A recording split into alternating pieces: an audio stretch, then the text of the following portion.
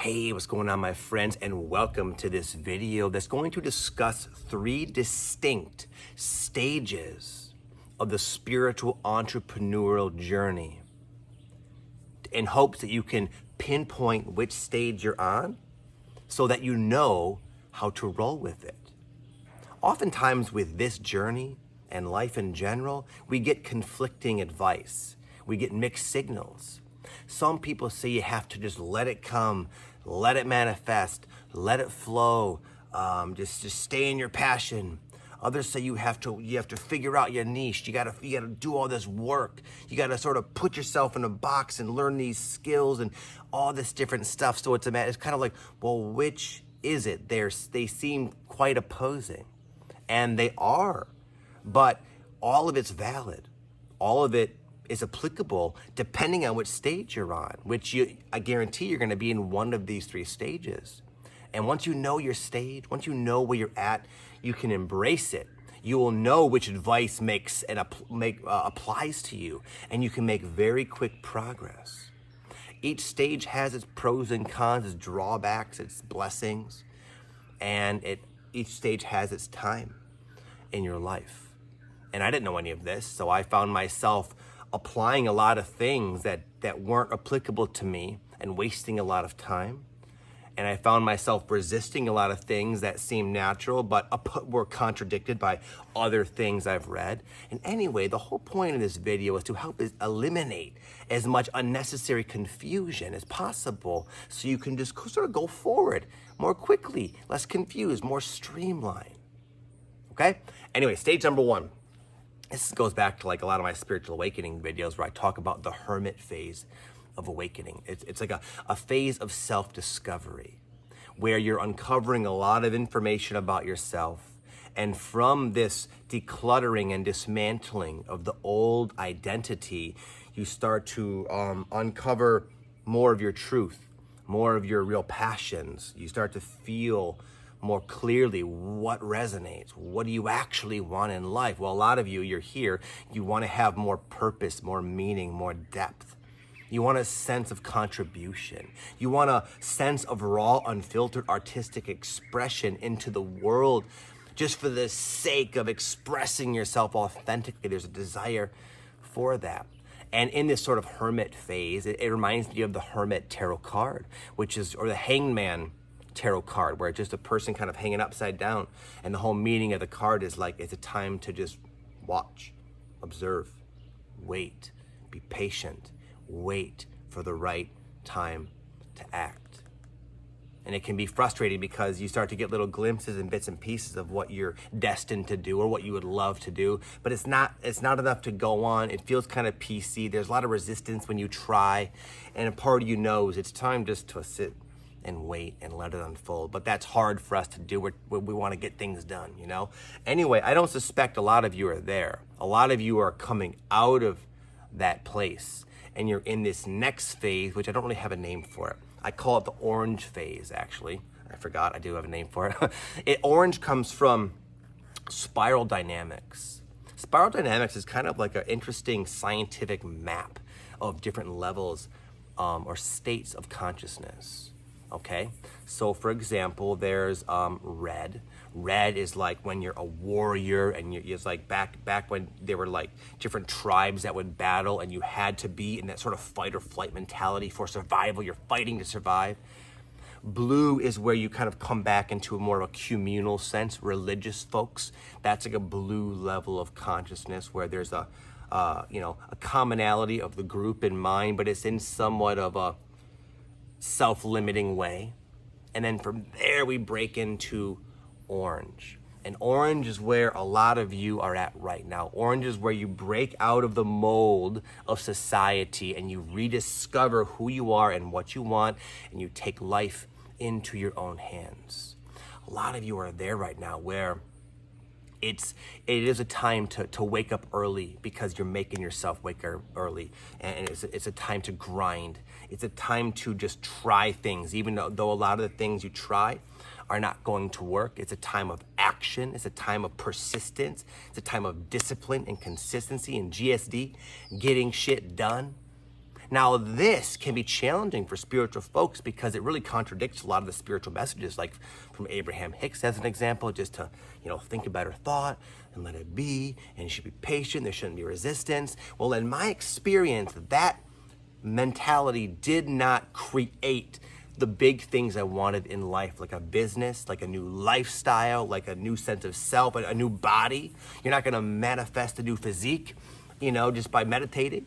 I found that I did have to kind of decide from a sort of cerebral place, what do I want to see in my life? Now, spiritual knowledge out the window, what am I gonna do in a very grounded, nuts and bolts, practical sense to make it happen? And I would start building things in my life. And again, it required a lot of patience, a lot of forcing. Yes, a lot of forcing against the inner resistance, the doubts, the fears, which play out as problems and complications. And it's sort of like it reminds me of what my friend Aaron and Matt and my wife did today. We're in Costa Rica right now. And we're in this nice little house with a few rooms, and the main retreat center is up this crazy ass hill. And this hill is steep, it's muddy, there's potholes, and it's just very freaking steep. And even to walk up it, I'm gonna drive up there in a few minutes after this video actually, but to walk up this hill, you're freaking sweating, bugs sticking to your face, it's grueling.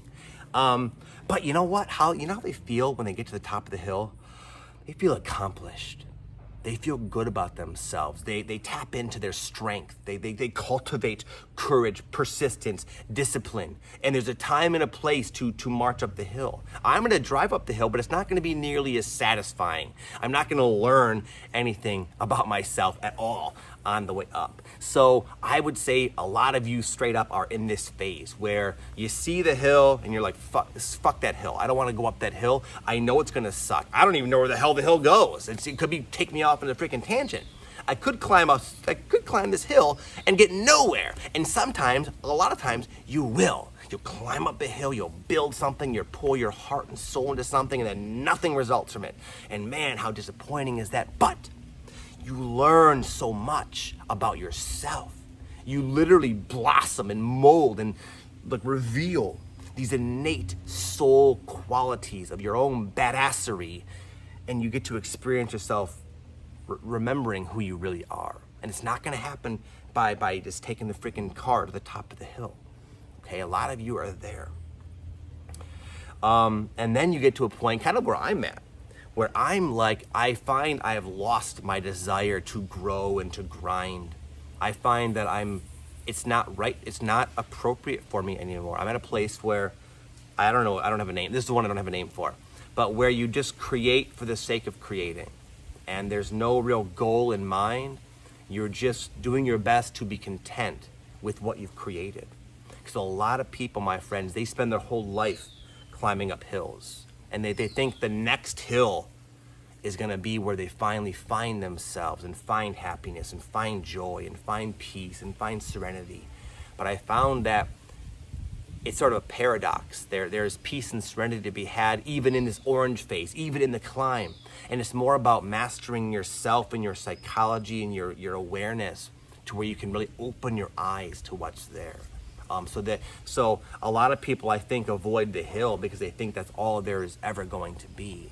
The hill has its place. I wouldn't be at a place of real freedom, financial and life freedom. I wouldn't be at a place where I became like a different person climbing all these freaking hills. And now I'm at a place where there's no more hills I need to climb, at least currently. And now it's about learning how to enjoy just being, waking up and just doing what felt right. I did some breath work here a minute ago, and I had this idea for the video, and I'm gonna film the video, and then that's that. There's no schedule to what I'm doing. It's just trying to really be back in the flow of life. And a lot of people, they avoid the hill, and they can sense this other stage is up ahead, and they want it already. They don't want to have to go up the hill. They don't want to have to go through all that. They want to just be in this place of creation. But the problem is we live in freaking 3D where you want financial freedom. Well, someone's going to have to make that happen. You're going to have to start a business. You're going to have to learn all the different things involved with that. creating systems, building a team, getting traction, creating value, getting over all your emotional blocks with selling and money. And there's all this stuff, all these hills you're going to have to climb. But for the longest time, I stood at the bottom of the hill wanting to be where I'm at now, thinking there's got to be an easier way. There's got to be a freaking shortcut up that hill.